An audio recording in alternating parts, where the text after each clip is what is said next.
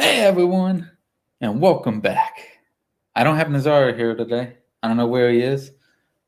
And I did not buy a ticket to Panama. That's not why he's not here. Mom's word on it. But I do have a guest here. I got the 80s horror champion going into the finals to talk about horror. Matt, welcome to Primetime Bitch, Cuellar. Hey, How you doing, man? Doing good. How you doing? I'm doing good. That's nice. I can see you all nice and clear now. I know, right? It's no longer fuzzy and shit where I had to play in the kitchen to actually be able to be seen. Yeah, I got a whole new setup now. I got an actual computer, no more laptop, so should be no more bullshit with that, which is good. Yeah, and we got all the posters in the back there. It's a nice little setup you got. Yeah. It took a while, but it's finally come together. That's good, man.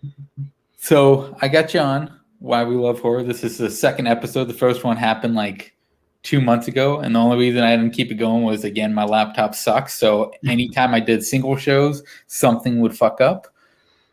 But before we get into it, buy our shit. The video store shirt here. We got great fucking movie shirt. I still need the two others to buy. And then we got some new ones. We got Australiaplex and Meltzerplex t-shirts up on the shop. So you guys need to buy that shit, especially the Australiaplex, man. Fucking Michael and Jake are always here. You need to buy the shit. They must have a set before the next championship match. Yes. They need to wear that together. That should be the new fucking shirt right there. But yeah, let's get right into it, man. This show's all about why we fucking love horror. So who got you into horror? I don't really know if it was specifically anyone. I think it's just kind of like, kind of growing up. That's kind of like what me and my friends would kind of gravitate towards. I remember like on Friday nights, we used to go to the video store and just like grab like 5 or 6 movies to watch over the course of the weekend. Now, were you at the age to where they would check your ID bullshit, or did they not give a shit? Well, my mom used to work at the video store, so I was. There we go. Yeah.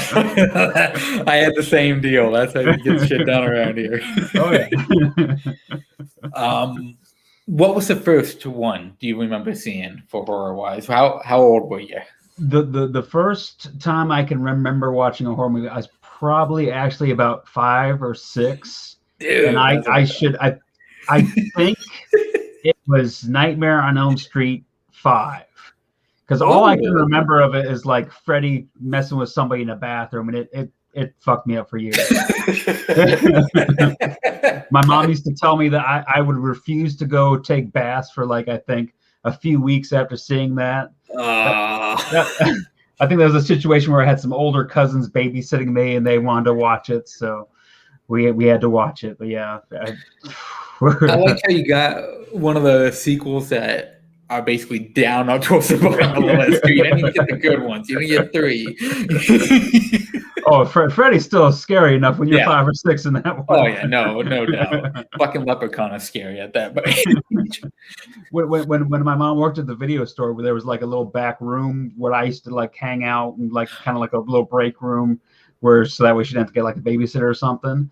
But when New Nightmare came out, they had a life-size Freddy standee, and it was like across from the little bake room. So when she turned out the lights, I'd have to run across. No, in the bake room, was there like TVs and shit? To where I had the TV and the VCR, and I could have the Super Nintendo as long as no one came and rented it. So it was a good little setup. You pretty much had the same setup as me, with the exception that they had one of those widescreen TVs with the speakers on the bottoms, those fucking things, but it wasn't in the back. It was in the video. So I would just sit down in a chair that they had for me and just watch it while people were renting shit and just watch random stuff. The worst thing that happens was I'm watching a movie and then my mom comes back like, someone's trying to rent that movie. I need it for you. It was just a little small mom and pop one, so we only had like 2 copies of all the new movies. So. Yeah, not like Blockbuster. We got 40 copies of each one. So for regular moments, what are some of your favorite horror moments in movies? Some of like the horror moments that I always think of when I'm thinking about horror movies. I know one of them is the original Poltergeist, where Oh the yeah. guy is kind of just like picking at his face, and then he just Oh starts yeah. tearing his face apart, and the meat in the sink and stuff. Oh, that one used to get me. Another one that used to just terrify me when I was younger, from when I used to watch a lot, Monster Squad, of course.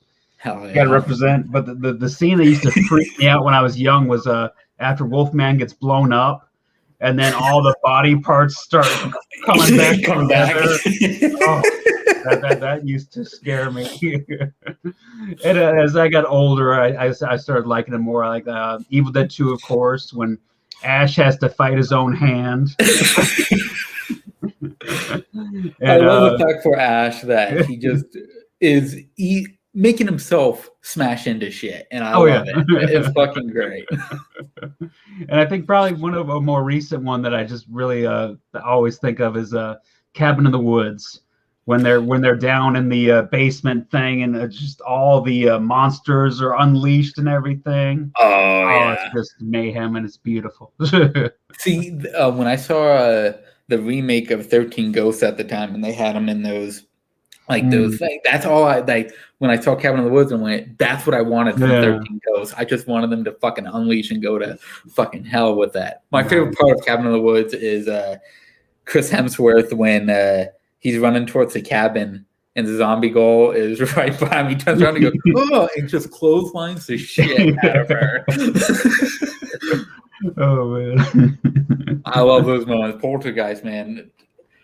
That, like, even if whatever side you're on, who you believe actually directed that movie, those horror moments I look at as that's what Spielberg wanted out of horror movies that he wanted to do. So even if he isn't the one that was on the camera at the time doing that, I still think it came from him. Yeah. Because that's some freaky shit there, especially as a little kid. That's some freaky moments there. Yeah, I imagine they had to probably rein in Hooper if he was doing some of the horror stuff. But. Oh yeah, for sure. Coming off a Texas Chainsaw Massacre, shit, yeah. You can't have that in Poltergeist. What is your favorite horror movie? That is tough. If I really just had to like go down to like all-time favorite, it'd probably either be, and I don't know if you'd even call them horror movies, but probably either Jaws or The Thing. Dude, that's 100% me right there. Both fucking great choices, and screw the people who don't call Jaws a horror movie. Yeah. That second half, especially, is just pure fucking terrifying. Like the kid, you got a shark taking out a kid. It made people not go to the fucking beach. I still have friends that refuse to get in that water because of seeing Jaws as a little kid. They just can't do it. Yeah. Like I get it, seeing it now. The shark. Yeah, looks fake as shit. So I get it if it doesn't freak people out now. That's why they got to set the atmosphere. Yeah. It's so good. And The Thing, man, fucking John Carpenter is fucking amazing, man. Kurt Russell in that movie is incredible. Those effects still fucking hold up. Yeah. I mean, you can tell just when they did the remake / prequel thing recently, and they did all CGI. Oh yeah. All I needed from, and then they got they basically had what's his face from Warrior, Joel. Yeah, Joel Edgerton. Yeah, as basically a low rent Kurt Russell. He had the fucking beard and everything, and I went, "What is going on? Why are you doing this? If you're gonna have a dude that looks like Kurt Russell, get Kurt Russell for it. You don't need a random dude." Or at that point, just get Wyatt. Yeah, that would have been perfect at that age. That would have been perfect for him. But today, what I usually have you do is I was gonna have you bring in a movie. And I just asked you, bring in any movie you wanted, and you chose a great fucking pick, a great fucking movie. Chose Demon Knight. Demon Knight is so fucking fantastic, man. It has Thomas Hayden Church, Billy Zane, William Sadler, CCH Pounder, Dick Miller, which is fucking crazy. But I just love the fact that this entire story is basically William Sadler playing a protector of sorts of one of the blood keys. I guess you would call it a blood key or an amulet, whatever you want to call it. And Billy Zane plays a collector who is trying to find the last key. They had 7 keys, 6 of them he has. He's trying to find the last one so demons can take over the earth again. And it all takes place at that boarding house. And that fucking boarding house looks so low rent. It's insane how cheap that house looks, but the pace of this movie is amazing. It flies by so fucking quickly. I love the hell out of this movie. This is one of the movies I saw as a little kid and always attached myself to it. It's so great. There's so many great kills. Why pick this movie? Why did you choose this movie to bring on here? When I was younger, this was definitely one of my go-to horror movies. This is one where, like, if I found out a friend hadn't seen it, I was like, we're watching it this weekend, because that was the time when Tales from the Crypt was the big show, and I used to watch all the episodes of that. And then when the movie came out, it had everything that I'd want in a movie. It was funny. It had some good jump scares, good practical effects, great cast. Yes. Of course, I would appreciate the cast more as I grew older and got to see all their other stuff. But yeah, it's just a fantastic. Like I said, it's paced perfectly. There's no real downtime in the movie. No, it fucking starts from that car chase and just fucking continues. There are no breaks in this movie. And it's got real cool mythology to it too. I don't know how much you want to spoil, because I'm sure this is some kind of an underrated one that a lot of people probably haven't seen. But yeah, the mythology of it is fucking fantastic. Okay, so since we know Billy Zane is most known for Titanic, so what do you think is a better Billy Zane performance? I thought Titanic? He was most known for Back to the Future. That is such a great role for him, and then fucking Phantom and shit. But would you choose Demon Knight Billy Zane or Titanic Billy Zane? I would choose Demon Knight Billy Zane over any other Billy Zane. The only thing that even comes close is his Zoolander cameo. Oh yeah, that's right. See, I like to believe that Titanic Billy Zane, after he committed suicide after Titanic, that he became a demon and shaved his head, and he became this guy. That's what I like to believe happened. That he just became this guy. Now, most people that have seen this movie, if they don't, they wouldn't recognize the voice, but you got Charles Fleischer, who is Roger Rabbit, which is amazing in this. He plays Wally, the fucking post office nice guy, but then you find out that he's gonna he wants to fucking go ballistic on them. Do you think the character of Roger Rabbit would survive longer than his character Wally in this movie? I'm gonna be honest with you. I did not know he was Roger Rabbit until you told me that. But yeah, I think that honestly, Roger Rabbit probably would have the edge because he's a cartoon. But they both share the same weakness for the ladies. Yes, so 100%. Well, I don't know. We'll see. And now he got screwed multiple times because of her. He goes outside to go and protect her. And gets fucking hit in the face. He calls the demon a fuck face, which is amazing. And then she turns ballistic on him. She turns into one of them and just fucks his shit up. But I don't know if he could have handled her anyway, because as you see in part of the movie, when she's hooking up with Thomas Hayden Church with the car battery and nipple clamps and stuff, I don't know. I don't know if he could have handled that. And speaking of Thomas Hayden Church, man, this dude is fucking insane at this movie. Him and Billy Zane both know what movie they're in, and they're fucking all for it. William Sadler just seems like he's playing it serious, and he's actually trying in this movie. Billy Zane and Thomas Hayden Church are going, fuck it, we know what movie this is, we don't care. It's amazing, man. Okay, so what are some of your favorite, or if you have a specific scene or moment, what's some of your favorites of this movie? I mean, honestly, just about any scene that Billy Zane is in, really. From the reveal of what he is, and then from that moment on, he pretty much dials it up to 11. It's pretty much like Jim Carrey's The Mask, but without the mask. Oh, he's got just so many great one-liners and stuff. And then, of course, as he's trying to tempt the regular people into becoming demons and things like that, has like these little like dream/vision sequences that are really, really fun. He gets to play on their weaknesses and kind of tempt them. The CCH Pounder one is so Oh. fucking great. Brings up the platter with her fucking arm. Oh, when she loses her arm, that's a great scene too. Yeah. It's just of course the practical effects in this are really good, and you can't beat it. I mean, honestly, sometimes they can do good with the CGI. Yeah. But you got to at least blend it. Oh yeah, for sure. Yeah. This movie work like just like the TV show. The practical effects will work with these type of fucking movies. Yeah. That's when you really need it. Now this did double feature with fucking Bordello Blood. Like, oh man, like that's one movie I've seen maybe I want to say twice, and I just never got into it. Yeah, like it was always Demon Knight to me. Demon Knight was always the one out of those two that I fucking fell in love with. One of my favorite scenes of this movie is the Dick Miller scene during the bar scene with a little kid. The little kid doesn't know what the hell is going on.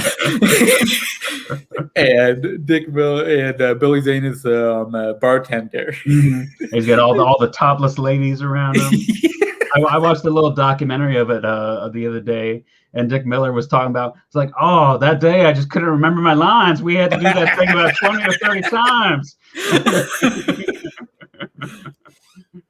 Oh, and I'm so used to seeing Dick Miller in Joe Dante movies that it was a welcome surprise to see him pop up in this. And he had a pretty substantial fucking role. He survives the majority of this movie.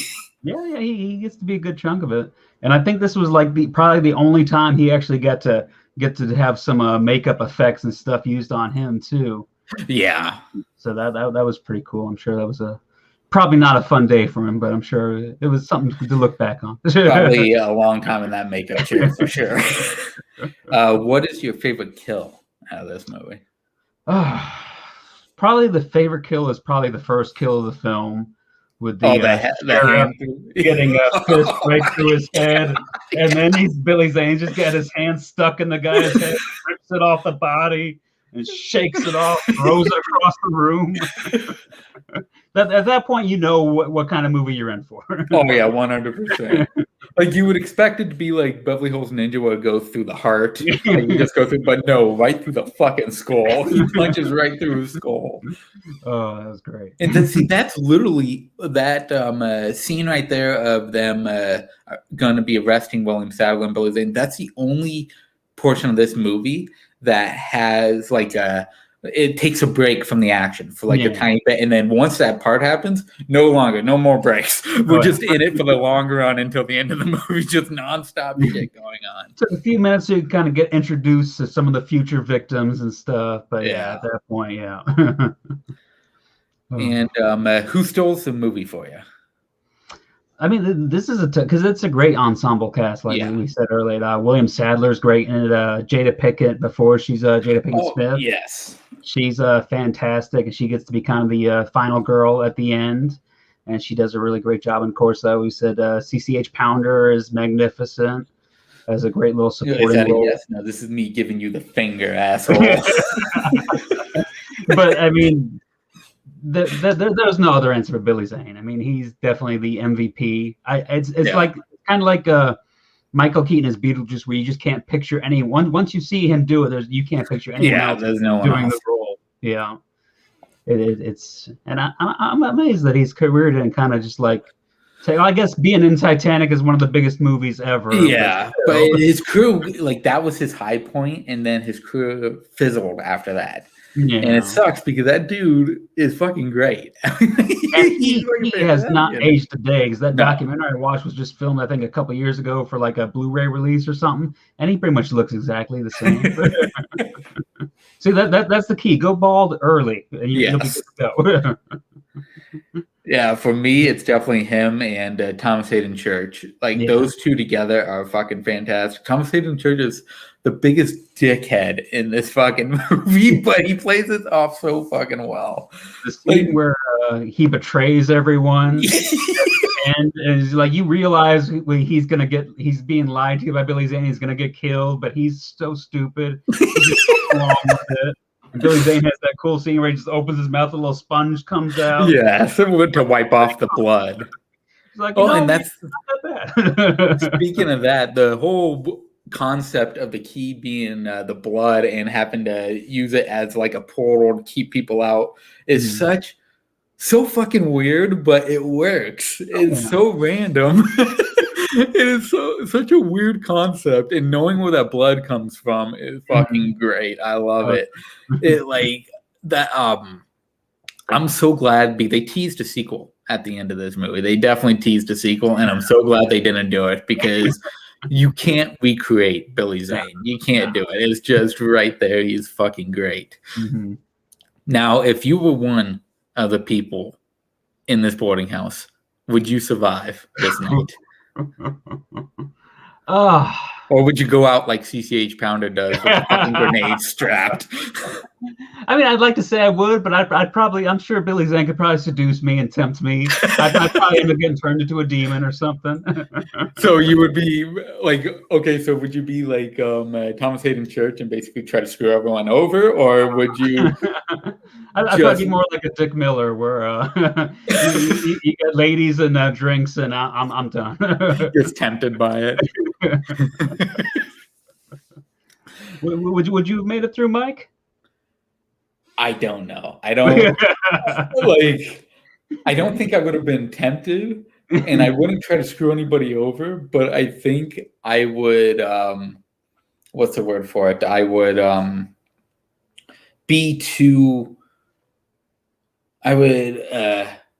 be so much into wanting to fight them that I think I would fuck myself over. Like I think I'd go beyond, kind of like Thomas Hayden Church does to his old boss. He fucking shoots his old boss. That'd be me just wanting to shoot somebody and then I fuck it all up for everybody. That speaking of Jada Pinkett Smith, that bass scene towards the end of the movie is so fucking great. She is so great when it's just her versus Billy Zane. It's so fantastic. Yeah, now she's what she does with the blood and stuff. It's such a smart way to go about it. And Billy Zane almost out tricks her during that scene. He almost does. He almost gets her.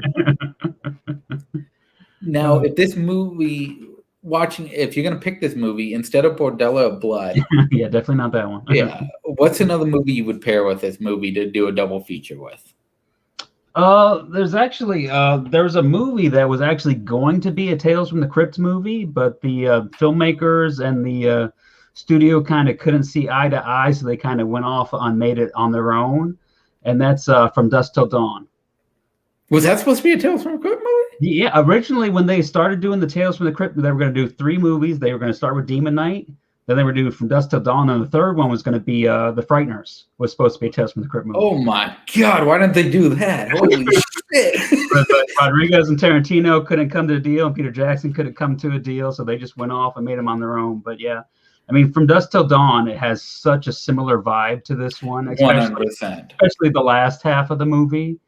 But so I think that's kind of my girlfriend and I. That's become like our Valentine's Day movie that we watch on Valentine's Day.